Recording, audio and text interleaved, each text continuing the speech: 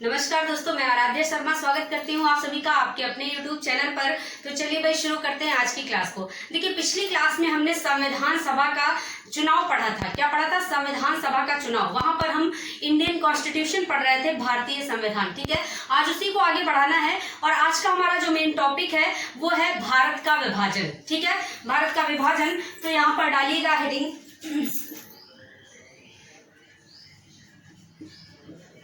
भारत का विभाजन। ठीक है, भारत का विभाजन। देखिए, भारत का विभाजन किस आधार पर हुआ, आज हम इस चीज को जानेंगे। कौन सा अधिनियम था, किस अधिनियम के आधार पर वो अधिनियम कब आया, कब पारित हुआ और किस तरह से किन किन कंडीशंस पर भारत विभाजित हुआ। मतलब भारत और पाकिस्तान जो है ये अलग अलग दो स्वतंत्र राष्ट्र बन गए, किन कंडीशनों पर। ठीक है, तो चलिए भाई यहाँ पर डाल लीजिए भारत स्वतंत्रता अधिनियम 1947। क्या डालेंगे? भारत स्वतंत्रता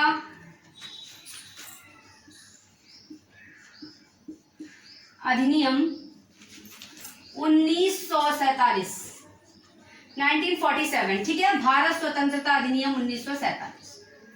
चलिए भाई, तो देखिए भारत का जो विभाजन हुआ ना, ये बेटा किस आधार पर हुआ? ये भारत किस अधिनियम के आधार पर हुआ? भारत स्वतंत्रता अधिनियम 1947 के आधार पर हुआ। ठीक है, तो अब लिखिएगा। अब थोड़ा सा मार्कर चेंज कर लेते हैं क्योंकि ये शायद आपको लाइट दिख रहा होगा। चलिए, तो देखिए भाई यहाँ पर लिखिएगा पॉइंट वाइज, जैसे पॉइंट डाल करके भारत का विभाजन। वो तो ऊपर टॉपिक था हमारा इसलिए हमने हेडिंग डाली। ठीक है, अब यहाँ पर लिखेंगे भारत का विभाजन, भारत स्वतंत्रता, भारत अधिनियम, भारत स्वतंत्रता अधिनियम 1947 के तहत हुआ।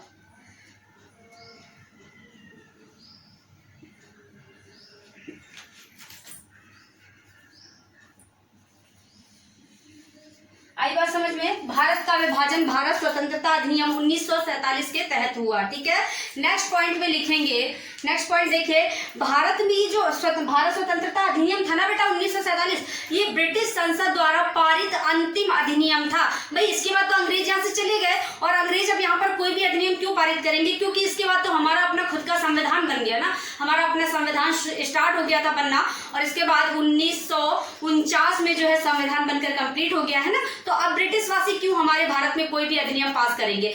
तो ये याद रखिएगा कि भारत स्वतंत्रता अधिनियम 1947 का जो अधिनियम है ये ब्रिटिश संसद द्वारा पारित भारत में अंतिम अधिनियम था। ठीक है, चलिए भाई, तो यहां पर लिखिएगा भारत स्वतंत्रता अधिनियम 1947 ब्रिटिश संसद द्वारा पारित अंतिम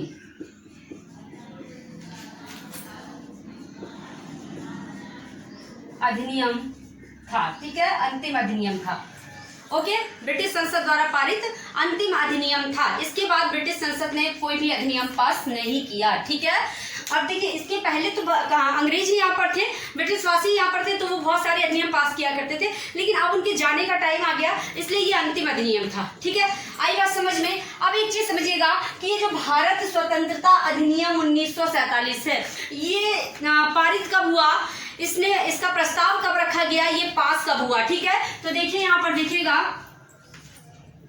अभी बात चल रही है भारत स्वतंत्रता अधिनियम 1947 की, तो मैं बार बार इसको नहीं लिख रही हूं, मैं बस ऐसे ही शॉर्ट में लिख दे रही हूं।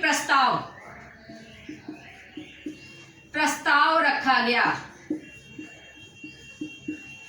भाई प्रस्ताव कब रखा गया इसका? 4 जुलाई 1947 को। कब रखा गया? 4 जुलाई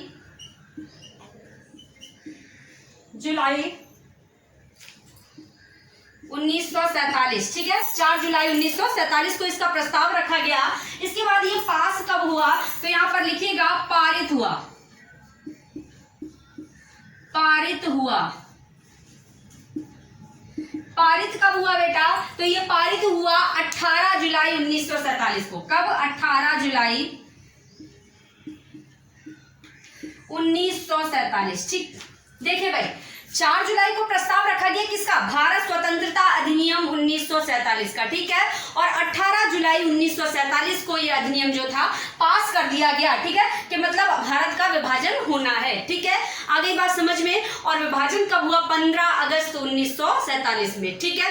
चलिए भाई, अब विभाजन के बाद भारत में सदस्यों की संख्या कितनी रह गई संविधान सभा में, ठीक है। विभाजन, क्योंकि भाई पहले तो 389 थी, इसके बाद विभाजन हो गया, तो अब संविधान सभा में सदस्यों की संख्या, तो यहां पर लिख लीजिएगा, विभाजन के बाद,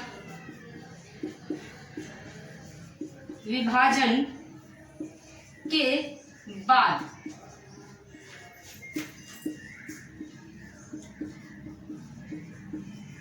सभा में सदस्यों की संख्या कितनी रह गई भाई, तो ये रह गई 299। कितनी रह गई, 299। पहले कितनी थी, पहले थी 389। कितनी थी, 389। अब 299। भाई इधर उधर हो गया ना, आधे कुछ उधर चले गए, कुछ इधर रह गए, तो इसमें 299 रह गई संख्या, ठीक है। जिसमें से राज्यों से कितने थे, देशी रियासतों से कितने थे, तो देखिए राज्यों से यहां पर लिख लीजिएगा अगले पॉइंट में, राज्यों से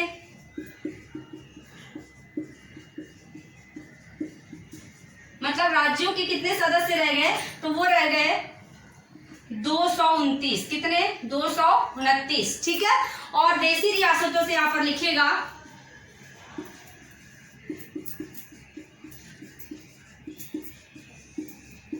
रियासतों से, तो देशी रियासतों से बेटा कितने रह गए यहाँ पर, 70, ठीक है, 70 सदस्य रह गए। अब अगर आपसे पूछ लिया जाए कि राज्यों में भी सर्वाधिक सदस्य कहां से थे, सबसे ज्यादा सदस्य किस राज्य से थे संविधान सभा में, तो भाई जो सबसे बड़ा आपका जो राज्य था उस समय, जो सबसे बड़ा राज्य था वो कौन सा था, संयुक्त प्रांत। तो यहाँ पर लिखिएगा, अगर पूछा जाए कि सर्वाधिक सदस्य किस राज्य से थे, तो बताइएगा सर्वाधिक सदस्य, सर्वाधिक सदस्य संयुक्त प्रांत, संयुक्त प्रांत। आप कहेंगे मैम संयुक्त प्रांत से सर्वाधिक थे तो कितने थे संविधान सभा में, तो भाई 55 थे। कितने थे, 55, ठीक है। संयुक्त प्रांत जो कि उत्तर प्रदेश और उत्तराखंड दोनों उस समय पर एक ही हुआ करते थे, ठीक है। उत्तर प्रदेश उत्तराखंड दोनों मिलाकर के एक राज्य था संयुक्त प्रांत। आज भी आपसे अगर पूछा जाए कि उत्तर प्रदेश का पुराना नाम क्या है, तो बताएंगे संयुक्त प्रांत। आई बात समझ में। और संविधान सभा में विभाजन के बाद सबसे ज्यादा संख्या संयुक्त प्रांत से थी सदस्यों की, 55 सदस्य थे केवल संयुक्त प्रांत से ही, ठीक है। चलिए नेक्स्ट यहाँ पर मैंने लिखा देशी रियासतों से कितने सदस्य थे, तो 70 थे। लेकिन अगर पूछा जाए कि सर्वाधिक सदस्य कहां से थे, तो सर्वाधिक देखिए, सर्वाधिक सदस्य जो हैं ये देशी रियासतों में कहां से थे, मैसूर से, मैसूर। और मैसूर से कितने सदस्य थे, तो 7 थे, ठीक है। 7 सदस्य केवल मैसूर से थे संविधान सभा में। तो अगर पूछा जाए कि किस राज्य से सर्वाधिक थे, तो आप बताएंगे संयुक्त प्रांत से 55 सदस्य थे। और अगर पूछा जाए किस रियासत से सर्वाधिक सदस्य थे, तो मैसूर से थे, 7 सदस्य थे, ठीक है। चलिए भाई देखिए एक चीज समझिएगा, महात्मा गांधी संविधान सभा के सदस्य नहीं थे, इस बात को याद रखेंगे। महात्मा गांधी संविधान सभा के सदस्य नहीं थे। अगर आप चाहें तो इसको स्क्रीनशॉट ले सकते हैं, मैं साइड हो गई हूं, ठीक है। चलिए इसके बाद आगे का प्रोसेस देखते हैं, इसको हटा देते हैं। आगे का प्रोसेस ये सारा कुछ समझ में आ गया कि भारत का विभाजन जो है ये किस अधिनियम के तहत हुआ, तो भारत स्वतंत्रता अधिनियम 1947 के तहत, जो कि ब्रिटिश संसद द्वारा पारित अंतिम अधिनियम था, ठीक है। विभाजन के बाद सदस्यों की संख्या 299 रह गई। राज्यों में सर्वाधिक संयुक्त प्रांत से और देशी रियासतों में सर्वाधिक मैसूर से, ठीक है। चलिए भाई देखिए भारत का विभाजन जब हुआ तो एक चीज याद रखिएगा, पाकिस्तान जो है बेटा ना, पाकिस्तान अपना स्वतंत्रता दिवस जो है ये 14 अगस्त को मनाता है, ठीक है। और भारत वाले कब मनाते हैं, हम आप कब मनाते हैं, 15 अगस्त को, ठीक है। क्योंकि भारत का विभाजन, इसका रीजन क्या है तो देखिएगा, भारत का विभाजन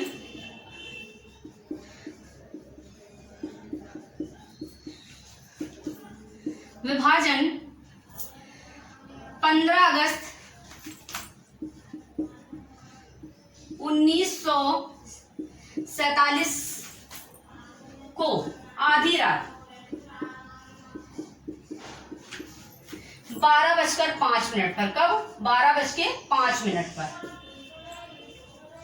हुआ, ठीक है। आई बात समझ में। भारत का विभाजन जो है ये बेटा 15 अगस्त 1947 की आधी रात को, मतलब कि 12:05 पर हुआ था, ठीक है। अब यहाँ पर पाकिस्तान वाले 14 अगस्त को क्यों मनाते हैं, इसके 2 रीजन है, दोनों जानिएगा। पाकिस्तान में 14 अगस्त को इसलिए मनाया जाता है क्योंकि देखिए, भारत में ये 12:05 पर विभाजन हुआ ना, 12:05 पर, और भारत में 12 बजे के बाद जो है एएम लग जाता है, और 12 बजे के बाद दूसरा दिन माना जाता है ना, हम आप 12 बजे के बाद कहते हैं दूसरा दिन लग गया, इसलिए भारत में तो भाई 5 मिनट एक्स्ट्रा हो गए थे 12 बजकर, तो इस वजह से 15 अगस्त मतलब 15 तारीख लग गई थी, तो 15 अगस्त को हम भारतवासी मनाते हैं। लेकिन पाकिस्तान का जो टाइम है वो भारत के टाइम से आधा घंटा पीछे चलता है, ठीक है, आधा घंटा पीछे चलता है, इसलिए पाकिस्तान वाले जो है 14 अगस्त को अपना स्वतंत्रता दिवस मनाते हैं। आई बात समझ में। ये एक तो ये रीजन था, इसको समझ लीजिए। दूसरा रीजन क्या था, देखिए दूसरा रीजन ये था कि वैसे तो 12 बजे आधी रात को दोनों देश कानूनी तौर पर 2 स्वतंत्र राष्ट्र बन गए थे, लेकिन पाकिस्तान की सत्ता परिवर्तन की जो रस्में थी ना बेटा, ये 14 अगस्त को ही कराची में हो चुकी थी, ठीक है। 14 अगस्त को ये रस्में कराची में करवा दी गई थी, ताकि जो भारत के अंतिम वायसराय थे, भारत के नहीं, जो अंतिम ब्रिटिश वायसराय थे भारत में, माउंटबेटन, ये कराची और दिल्ली दोनों में ही सम्मिलित हो सके, ठीक है। इस वजह से पाकिस्तान की जो सत्ता परिवर्तन की रस्में थी ये कराची में 14 अगस्त को ही हो गई थी, इस वजह से भी पाकिस्तान जो है अपना स्वतंत्रता दिवस 14 अगस्त को मनाता है। तो 2 रीजन है, एक तो आधा घंटा टाइम पीछे चलता है इस वजह से, और दूसरा क्योंकि उनकी रस्में जो है सत्ता परिवर्तन की वो 14 अगस्त को ही हो चुकी थी, इस वजह से भी, ठीक। तो 2 रीजन है, दोनों याद रखिएगा, हर जगह आपको ये चीजें नहीं मिलेंगी, ठीक है। चलिए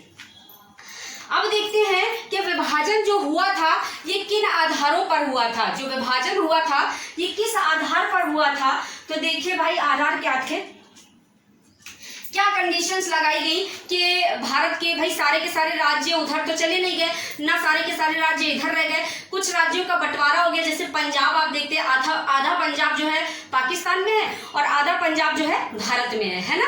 तो चलिए भाई देखिए, यहाँ पर हुआ क्या था बेटा, ये डिसाइड हुआ था कि जिस राज्य में, राज्य हैं ये सब, जिस राज्य में 50% से ऊपर मुसलमान होगा ना, जिस राज्य में 50% से ऊपर मुसलमान होगा, वो राज्य पूरा का पूरा पाकिस्तान का हो जाएगा, ठीक है, वो पूरा का पूरा पाकिस्तान का हो जाएगा। और जिस राज्य में 50 से ऊपर हिंदू होंगे, हिंदू, ठीक है, वो राज्य जो है पूरा का पूरा भारत में आ जाएगा, ठीक है, भारत में आ जाएगा। लेकिन यहाँ पर एक कंडीशन और लगाई गई कि जहां पर 50 और 40 के बीच में, 50% और 40% के बीच में मुसलमान होंगे ना, वो भारत में ही रह जाएगा एरिया, वो नहीं, जहां पर 40 और 50 के बीच में होंगे वो आधा पाकिस्तान और आधा हिंदुस्तान, भाई वहां पर तो 40 और 50 के बीच में है तो आधा आधा किया जाएगा, ठीक है,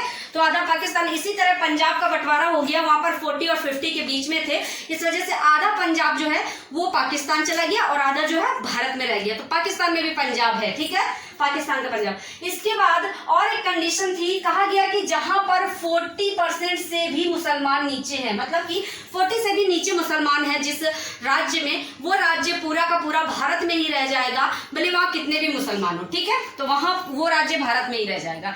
राज्यों का ये बंटवारा था, ठीक है।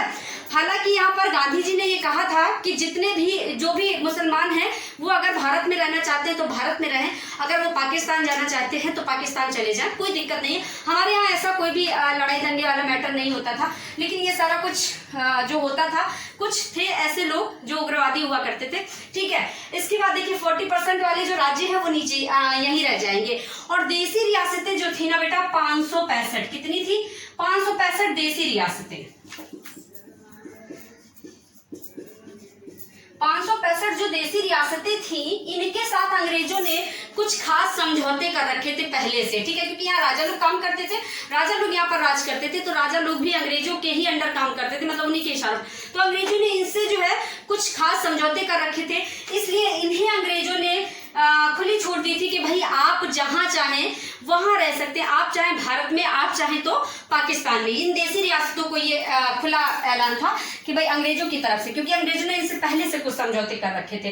ठीक है, तो इस तरह से भारत का विभाजन होता है कि किन किन आधारों पर। पहली बात तो पाकिस्तान का जो 14 अगस्त को मनाने का रीजन है वो ये है कि भारत से आधे घंटे टाइम पीछे चलता है। दूसरा जो रीजन है वो ये है कि 14 अगस्त को उनकी सत्ता परिवर्तन की रस्में कराची में हो चुकी थी। ठीक है, तो ये दो रीजन है कि वो 14 अगस्त को अपना मनाते हैं और हम 15 अगस्त को, क्योंकि 12 बजे के बाद हमारे यहाँ एम लगता है।